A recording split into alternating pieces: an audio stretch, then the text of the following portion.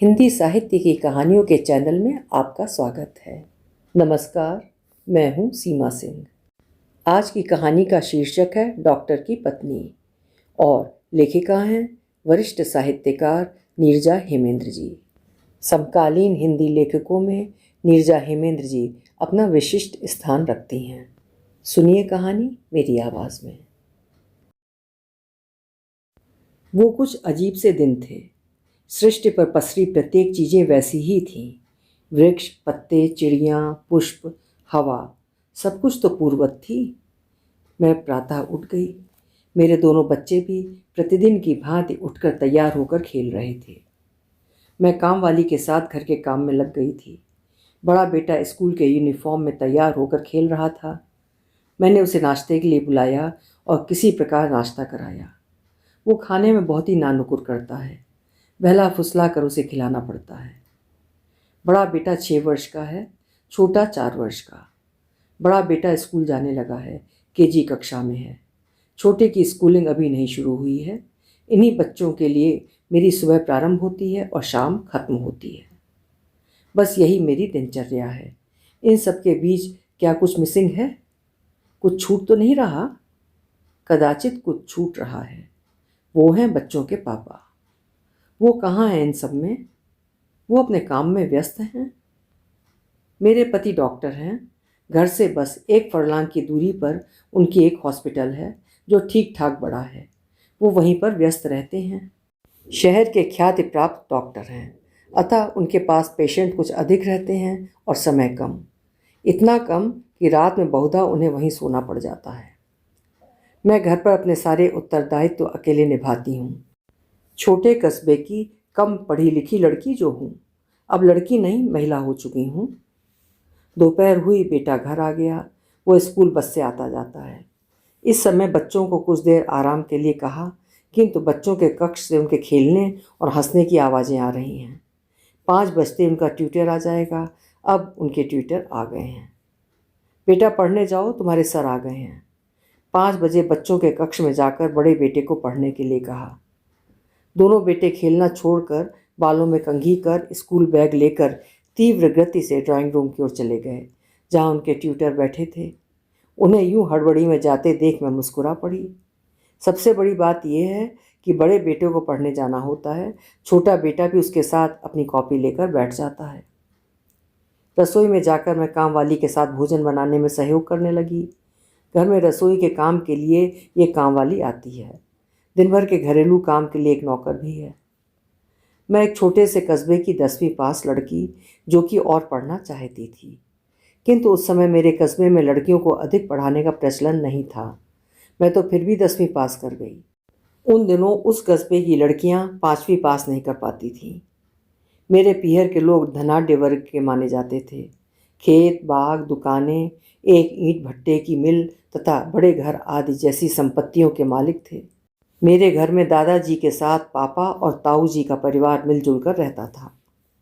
10वीं उत्तीर्ण कर लेने के पश्चात उन्होंने मेरे विवाह के लिए अच्छे से अच्छे वर की तलाश प्रारंभ कर दी थी। योग्य और पैसे वाला वर, जहां उनके परिवार की बेटी सुख सुविधा से रह सके। देखने में वर ऐसा सुंदर भी हो कि देखने वाले देखते रह जाएं। मेरी खुशी के लिए मेरे घर वालों को पैसे की कोई फिक्र नहीं थी। चाहे जितने खर्च करना पड़े, वे योग्य वर व धूमधाम से मेरा विवाह करना चाहते थे और किया भी। डॉक्टर व देखने में आकर्षक वर पाकर मेरे घर वाले, मेरे मम्मी पापा फूले नहीं समा रहे थे। मैं अपने कस्बे नुमा पीहर से विदा होकर समीप के ही अपेक्षाकृत बड़े शहर के ससुराल में आ गई। मेरे पिता अपने योग्य व आकर्षक दामाद को सरकारी हॉस्पिटल में नौकरी करते न देखकर अपना बड़ा हॉस्पिटल चलाते व हॉस्पिटल के मालिक बनते हुए देखना चाहते थे। इसके लिए उन्होंने अपने दामाद के बड़े शहर में एक बड़ा सा प्लॉट क्रय करने में अपने दामाद की सहायता की। तत्पश्चात हॉस्पिटल बनने के लिए भूमि पूजन करने के लिए एक भव्य कार्यक्रम का आयोजन हुआ, जिसमें पैसों का पूरा योगदान मेरे माता पिता का था। हॉस्पिटल का निर्माण प्रारंभ हुआ। 2 वर्ष में आधुनिक सुविधाओं से सुसज्जित एक हॉस्पिटल बनकर तैयार हो गया। मम्मी, आप लोग अपना बहुत सारा पैसा इनके हॉस्पिटल में लगा दे रहे हैं। अपनी वृद्धावस्था के लिए कुछ बचा कर रख रहे हैं या सब अपने दामाद को ही दे रहे हैं? एक बार मम्मी पापा हॉस्पिटल देखने आए थे। मैं मम्मी से पूछ पड़ी। उन दिनों वे बहुधा हॉस्पिटल देखने आया करते थे। जब भी आते दामाद को ढेर सारे पैसे दे जाते ताकि हॉस्पिटल निर्माण कार्य न रुके। जो कुछ भी हम कर रहे हैं तुम्हारे सुख के लिए कर रहे हैं, मेरे पापा ने कहा। उन दिनों मेरा बड़ा बेटा हो गया था, 1 वर्ष का होने वाला था। मम्मी पापा कभी उसको देखने के लिए और कभी बनते हुए हॉस्पिटल की प्रगति देखने आया करते थे। मेरा बेटा छोटा था तो मैं हॉस्पिटल नहीं जा पाती थी, बेटे की देखभाल में लगी रहती। किसी प्रकार हॉस्पिटल की भव्य ओपनिंग सेरेमनी में गई थी। हॉस्पिटल में स्टाफ रखने से लेकर डॉक्टर और नर्स की रात्रिकालीन या दिन की ड्यूटी लगाने का काम मेरे पति करते, जबकि सुना था काउंटर पर अन्य स्टाफ भी थे। जो भी हो, मैं हॉस्पिटल में नहीं जा पाती। एक तो बेटा छोटा, अतः घर में रहकर उसकी देखभाल मुझे करनी रहती। दूसरी बात यह भी कि मैं कम पढ़ी लिखी छोटे शहर की लड़की थी। मॉडर्न व दिखावे वाले रंग रूप की जगह साधारण ढंग से रहती थी। मुझे अपने बच्चे की देखभाल में संतुष्टि का अनुभव होता। उसके बढ़ते हुए एक एक पल को स्मृतियों में संजो लेना चाहती थी और संजो रही थी। मुझे स्मरण ही नहीं रहता कि मैं एक बड़े हॉस्पिटल की मालकिन हूँ।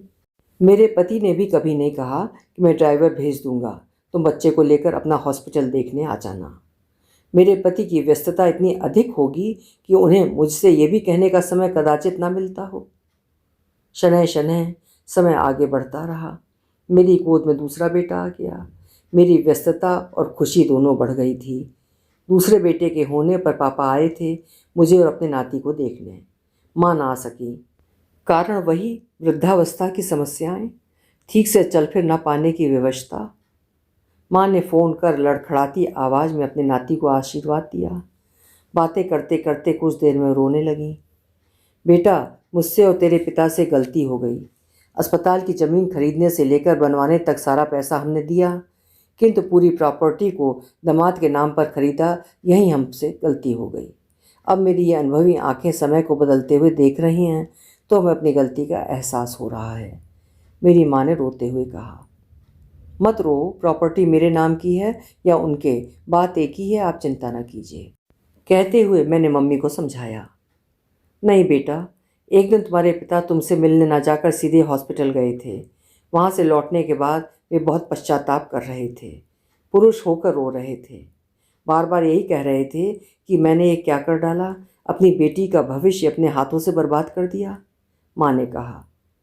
मैंने पुनः माँ से यही बात कही कि ना रो माँ, मेरे या उनके नाम कुछ रहेगा हम दोनों का ही। नहीं बेटा, हमारे पैसे की प्रॉपर्टी तुम्हारे नाम होनी चाहिए थी, भले ही दामाद उसे संभालते, किंतु ये हो न सका।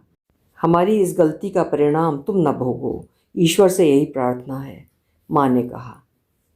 माँ से हमारी अंतिम बार यही बात हुई थी। सप्ताह भर भी न बीते थे कि पापा का फ़ोन आया।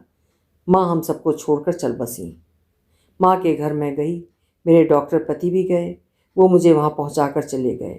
माँ का अंतिम संस्कार भी नहीं हो पाया था कि वो चले गए। उन्हें पेशेंट्स की बहुत फिक्र थी। उस महिला की फिक्र ना थी जिसने अपनी पूंजी लगाकर उनके सुख के लिए उतना बड़ा अस्पताल खड़ा किया है। अपनी बेटी की खुशी के लिए माँ ने ये सब किया था। मेरे पति यदि वहाँ एक दिन रुक जाते तो कुछ हर्ज ना होता। हॉस्पिटल में डॉक्टर, नर्स और अन्य स्टाफ 24 घंटे पेशेंट की देखभाल के लिए रहते थे। इमरजेंसी जैसी कोई बात ना थी, फिर भी वो चले गए थे। उस दिन बहुत सारे रिश्तेदार, मोहल्ले वाले आए थे। सब यही पूछ रहे थे कि डॉक्टर साहब नहीं आए। एक बहुत सीरियस केस आ गया था तो उन्हें जाना पड़ गया। अपने पति के लिए झूठ बोलते बोलते मेरी हालत खराब हो रही थी। माँ के अंतिम संस्कार की सभी क्रियाएं संपन्न होने तक मैं माँ के घर रही। जो कुछ करना था अब यही करना था उनके लिए। उसके पश्चात कुछ भी शेष न था, यादों के अतिरिक्त। अतः लगभग 2 सप्ताह तक माँ के घर रह गई। इस बीच मेरे पति का एक बार भी फ़ोन नहीं आया कि मैं कब तक घर आऊँगी या वो लेने कब आएंगे। माँ के अंतिम संस्कार की सभी क्रियाएं संपन्न हो जाने के पश्चात मैं अपने भाई के साथ स्वयं अपने घर गई। दिन भर के सफ़र के पश्चात हम शाम को पहुँचे। घर पहुँचने से पूर्व मैंने काम वाली को फ़ोन कर दिया था कि वो घर पर पहुँच जाए। काम वाली मुझे घर पर मिली। उसने मेरे दोनों बेटों को अपने पास बुला लिया। बड़ा 4 वर्ष का हो गया था, छोटा 2 वर्ष का। कुछ खाने को बना हो तो बड़े बेटे को गर्म करके दे दो, छोटे वाले को दूध दे दो। मैं हाथ मुंह धोकर आती हूँ। और हाँ, भैया को भी पानी दे दो, अपने भाई की ओर संकेत करते हुए मैंने कहा और बाथरूम में चली गई। बाथरूम से आई तो छोटा बेटा सो चुका था। अरे ये तो सो गया, दूध दिया था या नहीं? मैंने कामवाली से पूछा। दे दिया था मेम साहब, खाली पड़े दूध की बोतल की ओर संकेत करते हुए कामवाली ने कहा। मेरे और भैया के लिए खाने के लिए कुछ बना दो, ऐसा करो कुछ पकौड़ियाँ तल दो और थोड़ा सा हलवा बना दो, कहकर मैं बड़े बेटे का हाथ धुलाने लगी। मम्मी मुझे नींद आ रही है, बेटे ने कहा। मैंने उसका बिस्तर साफ करके दूसरी धुली चादर बिछाकर उसे सुला दिया। इतनी देर में काम वाली ने पकौड़ियाँ बनाकर मेज पर रख दी थी। मेम साहब चाय बनाकर ला रही हूँ, हलवा भी बस तैयार होने वाला है। भाई के साथ मैंने भी चाय नाश्ता किया। चाय और हलवा का नाश्ता मेरे घर प्रतिदिन नहीं बनता। मेरा भाई आया था तो मैंने उसको कुछ स्पेशल खिलाने के लिए बनवा दिया। भाई भी मेरे घर बहुत कम आता है। आज रुक जाना रिंकू, जाने में रात हो जाएगी, सुबह जाना, ठीक है? मैंने भाई से कहा। ठीक है दीदी, भाई ने कहा। मैंने काम वाली के साथ मिलकर शाम का भोजन बनवाया। वो प्रतिदिन शाम को भोजन 9 बजे तक सबको खिलाकर डाइनिंग मेज साफ करने के पश्चात घर जाती है। दीदी 9 बज गए हैं, भैया अर्थात मेरे पति अभी तक नहीं आए। मेरे बच्चे मेरा रास्ता देख रहे होंगे, वे मेरे बिना भोजन नहीं करते। बड़ी बेटी भोजन बनाकर मेरा रास्ता देखती रहती है, काम वाली ने कहा। ठीक है जाओ, मैंने बोला। काम वाली चली गई। 10 बजने को हो गए, मेरे पति अभी तक नहीं आए थे। भाई भी मेरे साथ प्रतीक्षा करते करते थक रहा था। उसे सुबह 8 बजे तक अपने ईंट भट्टे तक पहुंचना था। सुबह 5 बजे से पूर्व वाली बस पकड़ेगा तभी काम पर जा पाएगा। आप कब तक आएंगे? मेरे साथ भाई आया है, सब भोजन के लिए आपकी प्रतीक्षा कर रहे हैं। 10 बजे मैंने अपने पति को फ़ोन किया। तो इसमें प्रतीक्षा करने की क्या आवश्यकता है? भोजन कर लो और सो जाओ, आज मैं यहीं रहूँगा, कहकर मेरे पति ने फ़ोन काट दिया।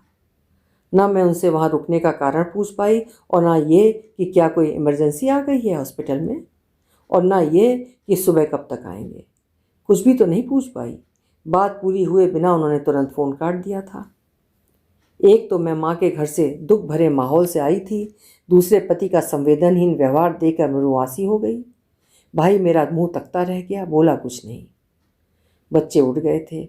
हम सब ने भारी मन व सन्नाटे भरे वातावरण में किसी प्रकार भोजन किया। भोजन करने के उपरांत भी किसी ने कोई बात नहीं की। ओह, मेरे पति के अमानवीय व्यवहार से इतनी अधिक उदासी पसर गई घर में। गेस्ट रूम में भाई सोने चला गया।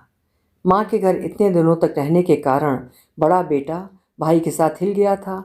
उसने कहा कि मैं मामा के साथ सोऊंगा। मैं छोटे बेटे के साथ अपने बेडरूम में आ गई और सोने का प्रयत्न करने लगी। नींद मुझसे मीलों दूर थी। मेरे कानों में बार बार मेरे पति के शब्द चुभ रहे थे कि आज मैं यहीं रुकूंगा। मेरे पति के शब्दों में कितना रूखापन और लहजा कितना कठोर था। बहुत देर पश्चात न जाने कब नींद आई कि अलार्म बज उठा। भाई को सुबह शीघ्र निकलना था, अतः मैंने मोबाइल में अलार्म लगा दिया था। मैं उठकर रसोई की ओर भागी कि भाई के लिए खाने के लिए कुछ बना दूं। मन में यही आ रहा था कि सैंडविच बना दूंगी, सुबह खाने के लिए हल्का नाश्ता ठीक रहेगा। दीदी मैं फ्रेश होकर आता हूँ, तुम बस 1 कप चाय बना दो, भाई ने कहा। समय नहीं लगेगा, 2 मिनट में नाश्ता बना दूंगी, मैंने कहा। नहीं दीदी, मैंने घर में फ़ोन कर दिया है, वहाँ से मेरा नाश्ता व लंच आ जाएगा, आप परेशान ना हो, भाई ने कहा। तैयार होकर भाई ने बस स्टैंड के लिए कैब बुक किया और कुछ ही मिनटों में कैब आ गई। अच्छा दीदी, फिर मिलते हैं, तुम अपना ध्यान रखना, कहते हुए भाई की आंखों में अश्रु आ गए। जब भी कोई दिक्कत हो तुम फ़ोन करना, मम्मी नहीं रही तो क्या, तुम्हारा ये भाई है, बड़े भैया हैं, पापा हैं, भाई ने रुंधे गले से कहा। क्या हुआ रिंकू, ऐसे नहीं, मुस्कुराते हुए जाना है अपनी बहन के घर से, मैंने कहा। हाँ हाँ, बस बच्चों से मोह हो गया है, कहकर रिंकू ने दोनों बच्चों के सिर पर स्नेह से हाथ रखा और चला गया। रिंकू के जाने के बाद मैं सोचती रही कि उसकी आंखें क्यों भर आईं। ऐसा नहीं कि मैं समझी नहीं थी कि रिंकू जाने से पूर्व क्यों उदास था। हॉस्पिटल से आने के बाद मम्मी ने क्यों कहा था कि हम सबसे एक बहुत बड़ी गलती हो गई। मैं अपने डॉक्टर पति को भी थोड़ा थोड़ा समझने लगी थी। बच्चे छोटे थे, उनके लिए मुझे सोचना था, अपने लिए नहीं। 8 बजे जब काम वाली आई और मैं उसके साथ रसोई के काम करवा रही थी कि उसी समय मेरे डॉक्टर पति नाइट ड्यूटी करके आए। सुनो, 1 कड़क चाय बना दो, आते ही उन्होंने कामवाली से कहा। मैं अपने पति की ओर देख रही थी। वो नहाने धोने व तैयार होने में व्यस्त थे, अतः मुझसे कोई बात नहीं हो पा रही थी। कामवाली ने नाश्ता तैयार कर दिया था। आइए आप लोग नाश्ता कर लीजिए, कामवाली ने 2 प्लेटों में नाश्ता मेज पर रखते हुए कहा। ठीक है, अब तुम रसोई में अन्य काम कर लो, मैंने उसको बोला। इतनी देर में मेरे प्रति फ्रेश होकर बाथरूम से आए और नाश्ते की प्लेट लेकर ड्राइंग रूम में चले गए और किसी से फ़ोन पर बातें करने में लग गए। मैं डाइनिंग टेबल पर बैठी नाश्ता करते हुए अपने पति के आने की प्रतीक्षा कर रही थी। दोनों बच्चे मेरे पास बैठे खेल रहे थे। मेरे पति को ड्राइंग रूम से आने में बहुत विलम्ब हो रहा था। कदाचित कोई इमरजेंसी केस आ गया होगा, उसके बारे में बात कर रहे होंगे। किंतु इतनी देर? कुछ देर और प्रतीक्षा कर मैं ड्राइंग रूम में आ गई, क्योंकि मेरे पति की बातें करने की आवाज़ें आनी बंद हो गई थीं। मेरे आश्चर्य का ठिकाना नहीं रहा जब मेरे पति मुझे ड्राइंग रूम में नहीं मिले। बाहर लॉन में गाड़ी भी नहीं थी। नाश्ते की जूठी खाली प्लेट और चम्मच वहीं मेज पर पड़ी थी। तुमने डॉक्टर साहब को देखा? कब गए? मैंने भीतर आकर कामवाली से पूछा। नहीं मेम साहब, मैंने उन्हें दलिए की कटोरी लेकर ड्राइंग रूम में जाते हुए देखा था। उसके बाद मैं रसोई में चली गई, कामवाली ने कहा। अच्छा अच्छा, ठीक है, कोई इमरजेंसी आ गई होगी, मैंने कामवाली से कहा। अपने पति के इस व्यवहार पर मैं अपने कमरे में जाकर फपक फपक कर रोई। स्त्री पुरुष के रिश्तों में अपवित्रता व छल कुछ कुछ मुझे समझ में आने लगा था। तो क्या मेरे पिता का संकेत इस ओर ही था जो उन्होंने मम्मी से कहा था कि उनसे बहुत बड़ी भूल हो गई है?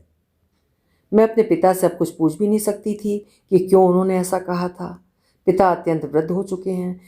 जीवन के अंतिम पड़ाव पर मैं उन्हें किसी भी ऐसी तनावपूर्ण बातों में डालना नहीं चाहती जो उनके जीवन को समाप्त करने का कारण बने। अपने दुख भरे भविष्य की आहट पाकर मैं कुछ देर और रोने के पश्चात कमरे से बाहर आकर बच्चों के पास बैठ गई।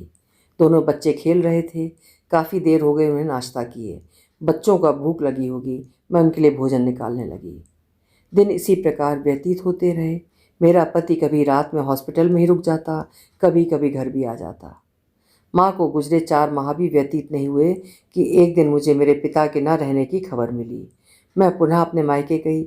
इस बार मैं बच्चों को लेकर अकेले ही गई, क्योंकि मेरे पति के अनुसार हॉस्पिटल में इमरजेंसी के आ जाने पर उन्हें वापस आना पड़ता है। मायके पहुंचकर मैंने ड्राइवर और गाड़ी वापस भेज दी और 15 दिन बाद आने के लिए कहा। पापा को गए 10 दिन हो गए। आज उनकी 10वीं थी।